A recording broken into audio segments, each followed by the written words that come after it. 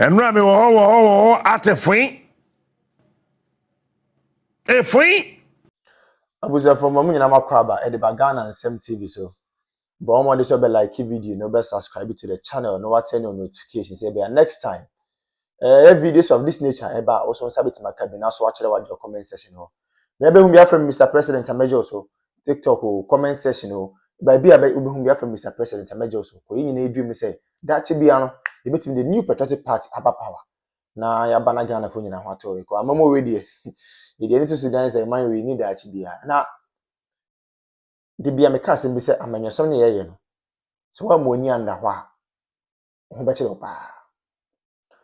The moment I be hold the public office, and they say, who say you own it a responsibility. I mean, a sole responsibility to serve the ordinary Ghanaian. But I think, say, I do retirement. If you say a public office no more hold it, as a result of that, it is their sole responsibility to impact and improve lives of people. They have forgotten about that. Abushamin Chankra, Mommy Uncle, the Uncle video bimra. In the video, we are going to take our time and digest the issues out of the perspective of the ordinary girl, not the perspective of Mr. President. Women commerce is here. And Rami wo atefin. Efin. Ghana ina ko off. Na Greco declare taba bontain. Now, I'm not going to Babon towards the kind of year. Kratana and Casa Grico at the Bayan to Boise, Nakain.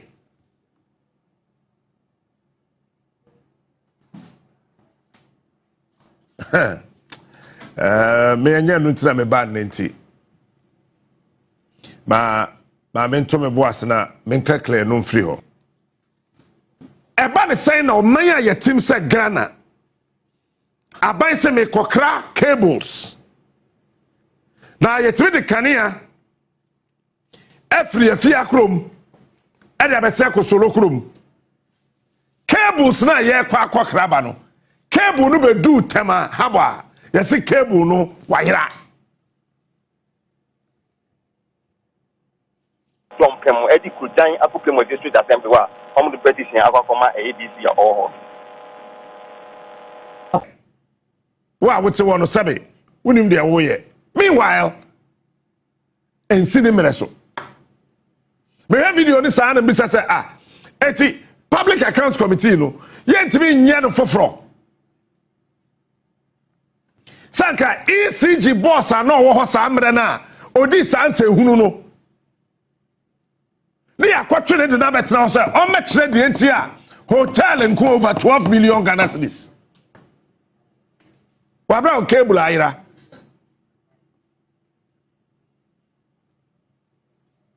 but on no tifie obi anu wa be hwe when na be bibi but de wa ba foforo no ni asesa ne amani nyina ne de abegu ne pona no afibia no de tajem na kwan report de aba na yatena ho ne yakwan na yatena ho ne yakasa na yatena ho ne yakyerkyerem na yafre financial aspect yafre nyina yetua ne taku sempoa obi akari koko be bag du wakwa ne yama ne 5 million satam 31 million so nka 300 and something million ai wakwa ne yama ne 5 million no de abeto nkyene di no asan fa fom ko no akwaji 2 million no de abeto yi kobi sa ya shisika no Ghana ni sei na Ghana ni pe emma Ghana ni me se Ghana ni ho to no wonwene hwe na so ne ne bere nyina wode ma yese nsem hunu tie ene yese asa wonwene bibia biem na koko ekurani akwaji ni sika otuko no kan yese yesika mu ensi dan ensi hwe eno ase da obema ne de atua ne ba fees no na akwaji abeto dem na da ho uwi a waka chensa wahwe ne ba wonte ne ye wo kanase otom wonte ase first year student ya na esi ebetuo mo kai Dwa mama ba otua sika wo ya yede Ghana ni enim sa nyansa no onuru ho enti eye waste of money ontua because oya Ghana ni nkan Ghana ni won kaya kamu ni opposition o kofo ba ye cancellation of basic school fees mampani kof enkwada na ye de omo dom ye adwuma din aburo ma ho odin so kofo na be stop we nyina ekosi sai ya yere no ma na kwa wo so fa ye kete kokwa ekosi sai free health insurance free maternal health care ekosi sai koko akuafo na kofo nwu omumfuo tukwa nyasi akomo omaduro wa fe nipa a ebegu afuo no so kwa yasa to abatu no Ghana ni adwene mienuru kwan na Ghana ni ya Amerikani na wa hihye da che de ama no gina ne konso bunukom mia no eno ano no wawie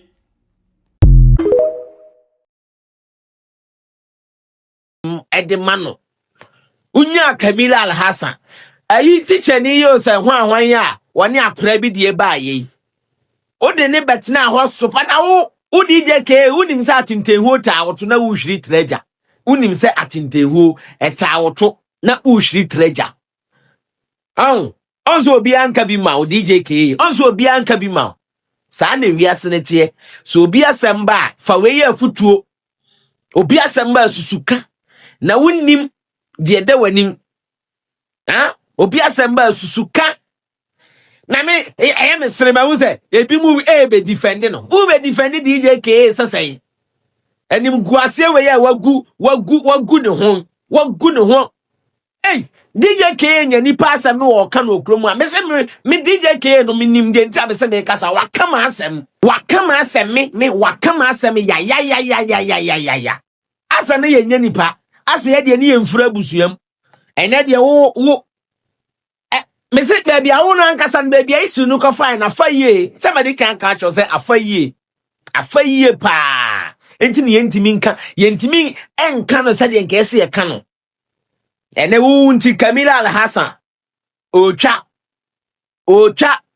krom ha chese DJ ke na wu ni nyansa se ne hwan wo krom ha so obi ya na ade na wonti ase a memfa ne se nipa ne sabi onim de wo ye unim nyanza se ne hwan wo krom a on say so tam yesi wo platform ne so a ya na memfiu utam me a menua ba political babies esi wo platform ne so a on say ya na yemfiu ya na ho yesere ya na video ni ehwe ni say ya ene de ho na wo hye wo no ene wo na wo hye wo no me say Kamila Al-Hassan baby owo bia ne kra ene ne kra ni beba ne ho so ne kra ni beje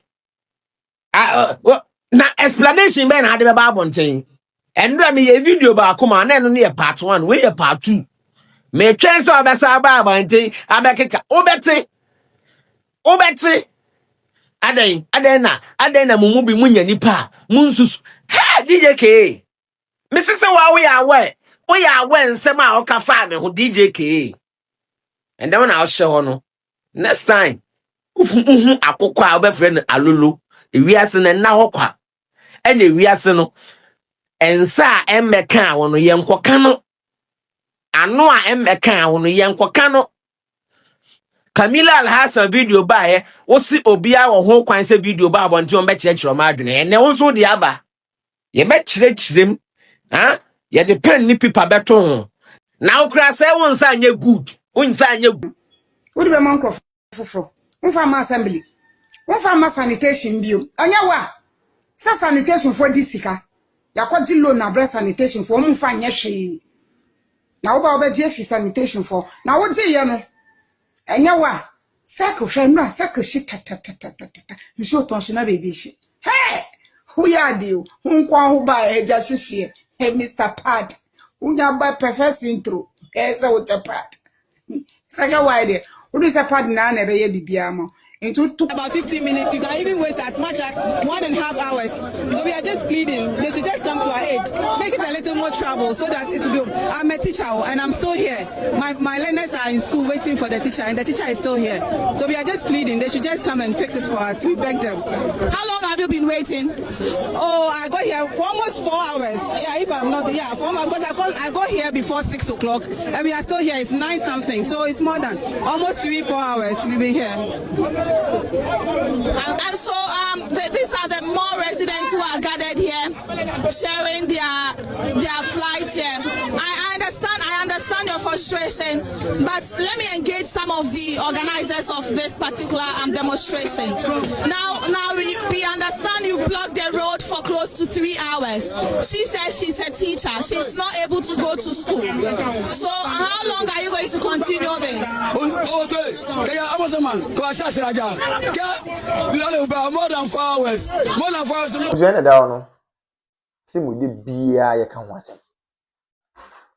We just say yenim oman issue ayewo. Kwa yehwe ne ma papa na adan kwaku for Dr. Laji Mahmood Bawumia yede ma oman we a. Any 2024 elections eko, no ma Dr. Bawumia eden na de kire Ghana for say me ba we ni we na meyama mo na. Busia na ke yensem fata de yensa kan. Serious. So in fact, oman bi timi ko borrow oman bi presidency. Oman bi timi ko borrow oman bi leaders are KBA, the new patriotic party, the leaders of the party, KBA borrow another African country to cause development there. For the first time in the history of the country, we have generalized free senior high school. The word is generalized. For the first time in the history of the country, we have active drone delivery systems. For the first time in the history of the party and of the country, yetimi enya active and well facilitated health facilities across the length and breadth of the country. Agenda 111. We may say impoyen because the agenda na the person here number of hospitals and the is yen because of time. But those ones it really go and see how they have been operationalized. And then me look say we have some of the hospitals in fact, yeah, equipping hospitals not all right too. But because of political tantrums and political gains, many can say, "Just hospital and a go sana no me say." It is a Kenyan who saying a no man in Abaya. This is a scan of Canada was I would to me was oh, I mean, say almost same people for comfort. Name my comfort must sacrifice discard to what the hospitals are most of my comfort. A comfort my facilitator is on funded free seniors most of my comfort. Is there any Ghana for debut? I find a tables net 10 after the Mokika. Why are they shouting? Obian can't to me and call I saw for no common into with the greatest of respect, among common into them queen in a home. Chief imam for them common to them queen in a home. Politicians need common to them queen in a home. Market women on common to them queen in a home. Obian can't into them queen in a home. 2020 Jua, then you know the way forward. Yet you come over so no bow, no the credit scoring system, but I must open content. Nancy Bibi Kasa de Sebi, ye Bibi Yankitin, ye invest square yankitin. We want everything in pieces. We don't want everything in bulk. And here same cranny. Obi ma credit scoring system, also open content. Obi introduce electric or electronic bus systems, most open content. Is any one day? You people chose policy, you people chose music over policy. Na ne yete ne nyine ho papa na fe na mbusu wache dem me na wo ne wo sia che me sabi me na me ko ka che Ibrahim Dramani ma so o mema was come to Butuu wa ye wa ha digitalization ye start say ye mo se dabi digitalization en to kinki nti mo pe kinki sika nti amamu papa na ba o mo ma mo kinki amamu ade na mo kam ye wo ko mo ya e de Ibrahim Dramani ma ko gina fese and can form Gafon catch up say, oh, Gafon, oh, na mo de onye kinki na muhia utilization bia. And I Gafon so okay, you better ba na ma boom. Mo to ba ma kinki government it me. Say dey ko ye kra de menu now to me who letter be a yoko for tro ye about council of state member Butuu region. Na me say fm hey Remona Chapa ya hype say where can say Israel train, Israel train. But the issue is true. Okay, the letter now was say Council of State member no, were former staff Emanam 1, which is never true. Onya Juma order. Onya Juma or da. And Onya Juma or da. Amanam 1 for the first time. Nam 1 I post. Oh yes, Nam 1 I post. Yeah, no catch you. We say, oh, the panel boy.